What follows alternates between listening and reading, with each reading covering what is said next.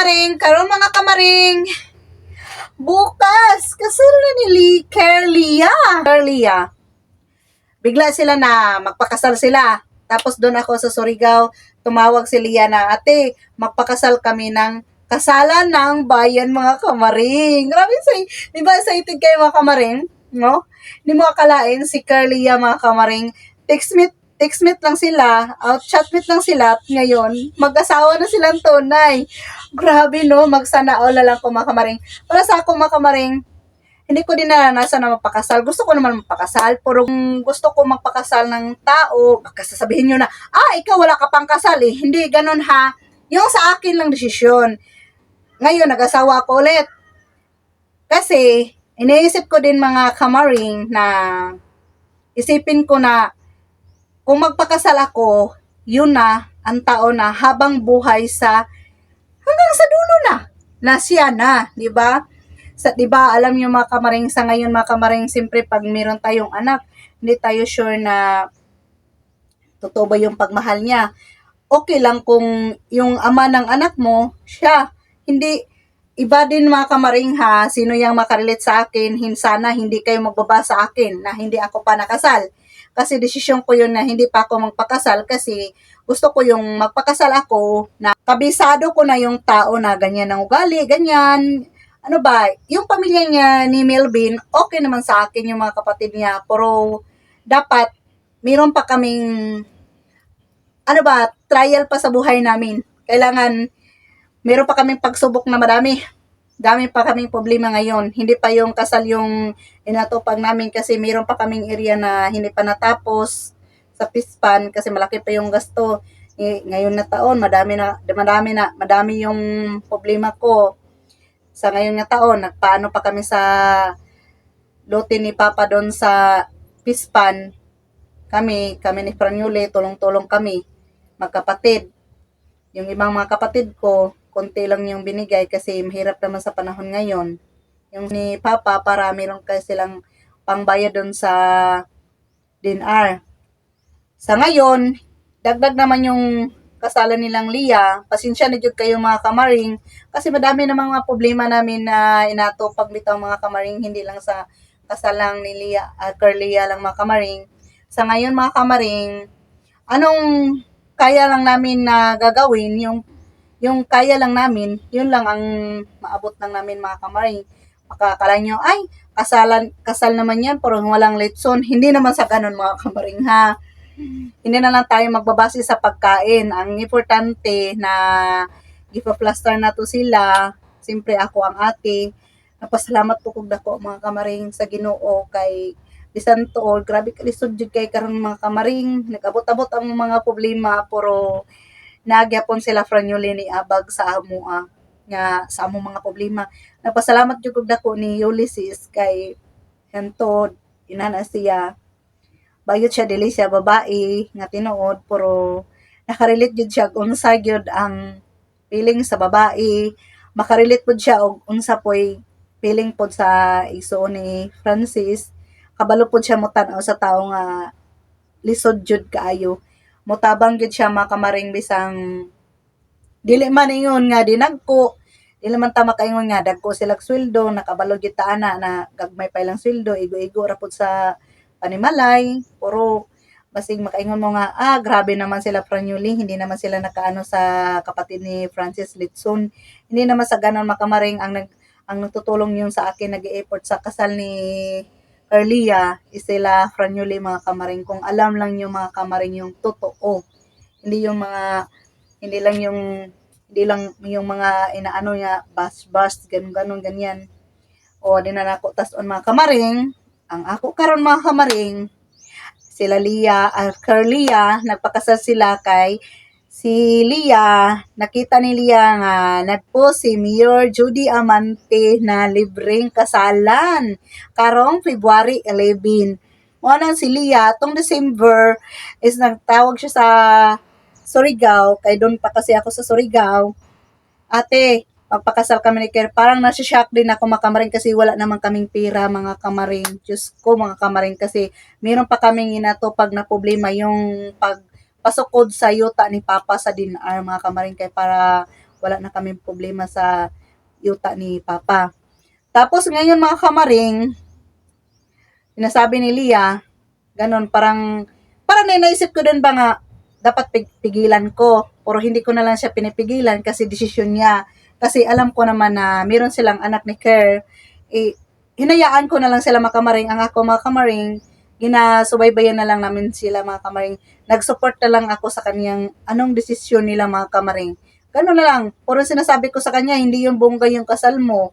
Basta gagawin namin lahat anong makaya namin para sa kasal nila. Tapos ngayon mga kamaring, nandito naman yung papa ni Lia, nakapunta naman siya dito, nandun sa bahay nila Carlia. Ngayon mga kamaring na araw is magkukumpra kami ng para pang bukas mga kamaring.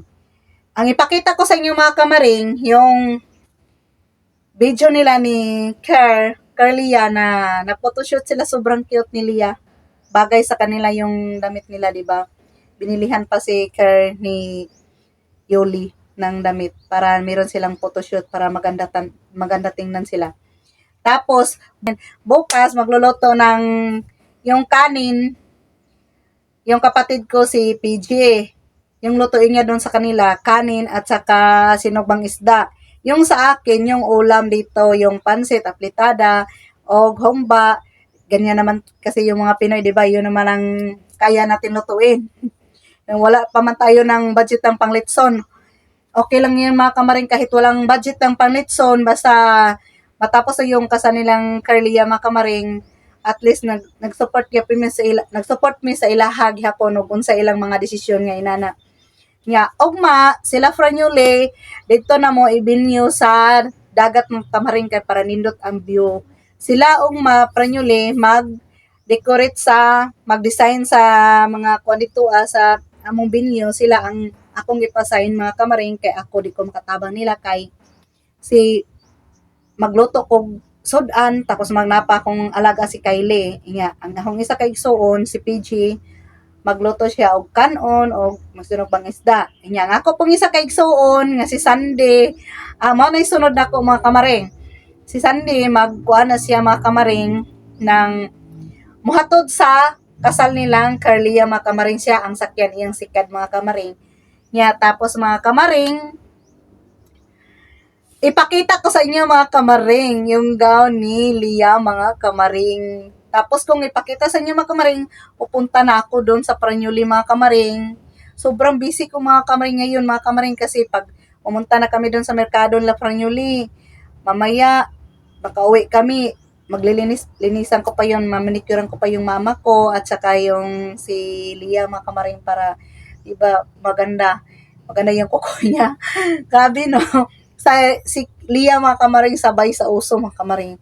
Ipakita ko sa inyo mga kamaring ha. Abangan nyo bukas ng mga bisita ni Lia, Carlia mga kamaring.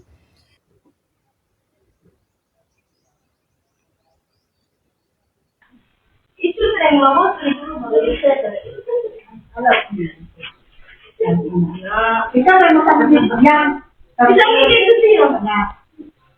Yung pagkalit mo siya,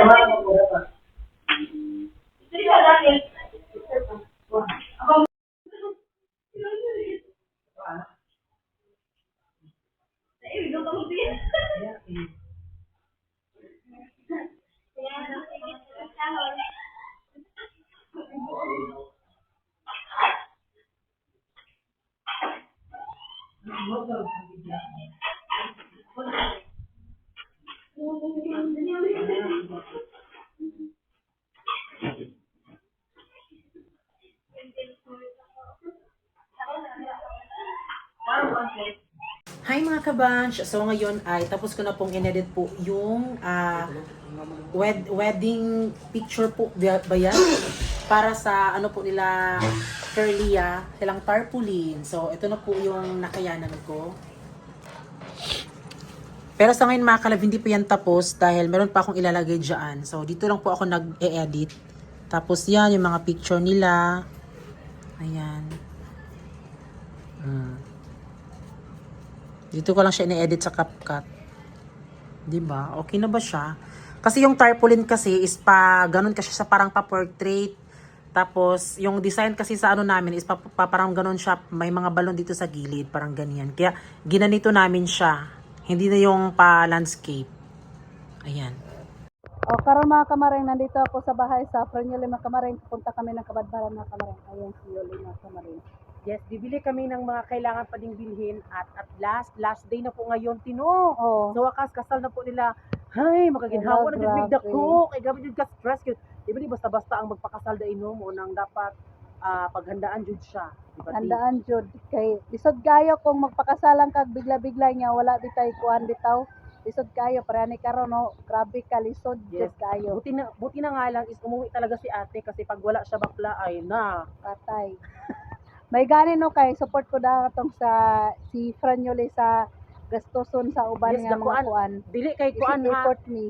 Kuan kanang gaamot-amot mi kami nga mga pamilya tapos Oo. kami na lang murag bali ang naglihok jud para ma-plastar ang kasal nila Curlia kay wala jud ni sa paghanda gid kalit-kalit ra jud mo nang kami hala ing ani di mag-prepare din sa kasal di basta-basta. Dili basta-basta exciting pero di basta-basta. Mm. Punta na kami ng Kabadbaran mga kamaring. Ayan na si Francis.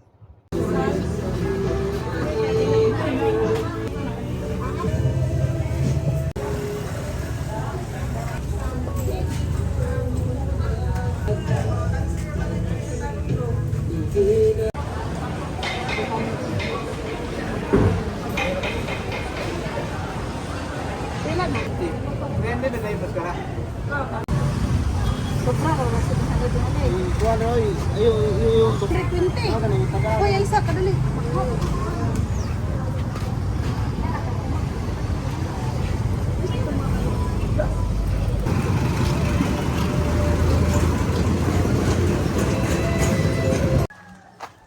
Ay, salamat mga kamaring. Nandito na ako sa bahay sa Franyoli mga kamaring. Ito na.